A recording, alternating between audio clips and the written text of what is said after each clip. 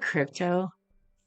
So many people believing they'll get so rich and so many scams out there that end up catching up the average investor. Various cryptocurrencies have become popular for investing and sending payments to others. There are platforms that allow people to trade one coin for a different one, to convert cryptocurrency into cash or into fiat currencies. FTX was one of those platforms and it launched in 2019. It was started by this guy, Sam Bankman Fried. Once the platform had enough customers, venture capitalists started showing up to invest as well.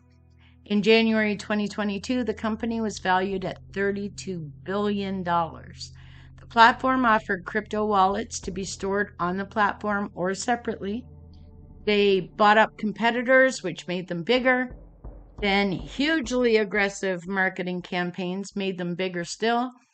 All of the growth was helped by a bit of a cryptocurrency boom the year before when Bitcoin, as an example, went from $10,000 per coin to $64,000 per coin. FTX also offered its own coin called FTT. 2022 would see a drop in cryptocurrencies and a pretty drastic one, drastic enough that a number of platforms needed to shut down. FTX, though, just continued to buy up their competitors. Only 11 months later, in November, it would all come crashing down. It first started with what seemed to be an accounting oversight, but when the covers were pulled back, it was a massive fraud, causing a loss of billions of dollars to investors and customers. The first problems became apparent when it was discovered that customer money was not actually going to FTX. Instead, the money was going to accounts owned by Alameda Research, which was a cryptocurrency trading firm based in Hong Kong. Now, Alameda Research was also founded by Bankman Fried. CoinDesk publishes an article showing that Alameda Research was too dependent on FTT. Neither company was diversified and they were far too close together. Then the balance sheet was shown. $900 million in assets, $9 billion in liabilities. And the math here is pretty simple. There was a negative $8.1 billion balance. Alameda was borrowing its capital from FTX, which was basically handing over customer deposits. FTX wasn't producing any balance sheets, so they weren't publicly reporting.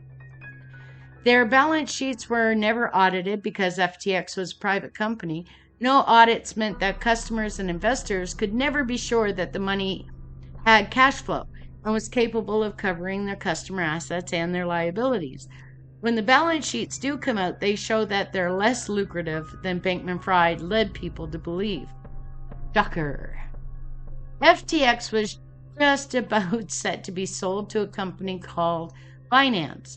The CEO of Binance was one of FTX's first investors, but they quickly backed out of the deal, citing that the company had mishandled customer funds and U.S. authorities had launched an investigation.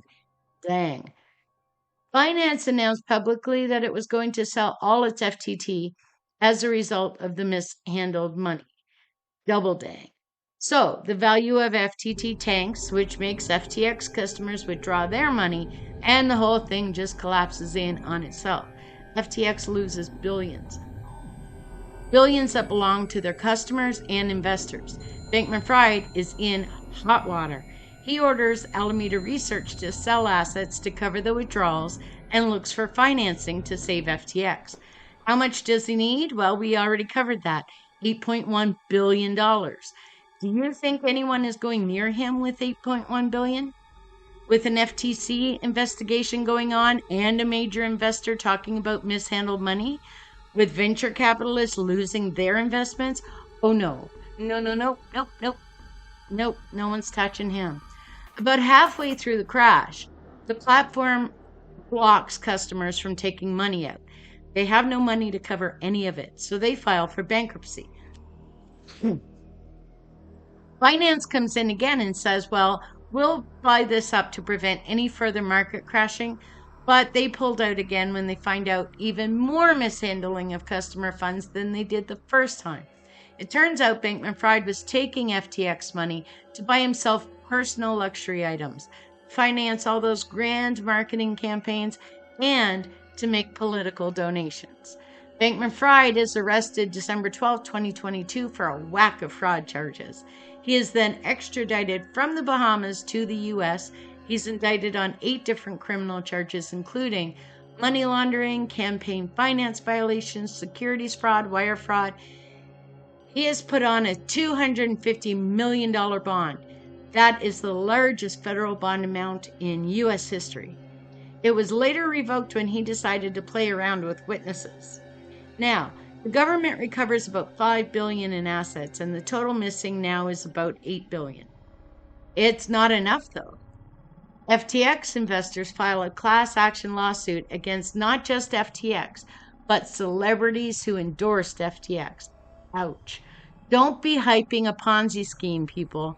Among those named in the lawsuit are Shaquille O'Neal, Stephen Curry, Naomi Osaka, Larry David, and God, I love this, for all kinds of personal reasons, Kevin O'Leary. Taylor Swift almost became a promoter, but she backed out because she did her due diligence. I don't know if the others did or not, but Taylor Swift did. Now, I'm no Swiftie, but I might be a little in love with that woman.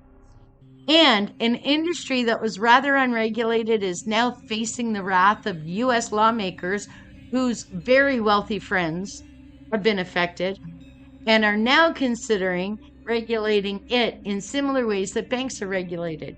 FTX is put into a bankruptcy trusteeship, and they end up suing Bankman-Fried's parents, who are also allegedly embezzling money for their own personal gain and to fund their pet causes. But wait, it gets better. Guess who they are? They are both of them, law professors at Stanford. So Bankman-Fried is found guilty on the federal charges in November 2023. Sentencing is scheduled March 2024, and we're researching this in February, so we will provide an update. He also faces another trial that begins in March 2024. In the meantime, FTX will be liquidated to pay back customers as much as possible. And thank you so much for listening. Careful what you invest in. If you're enjoying these videos and you want to see more, please click the subscribe button and hit those notifications so that you don't miss any uploads. We appreciate you. Thanks.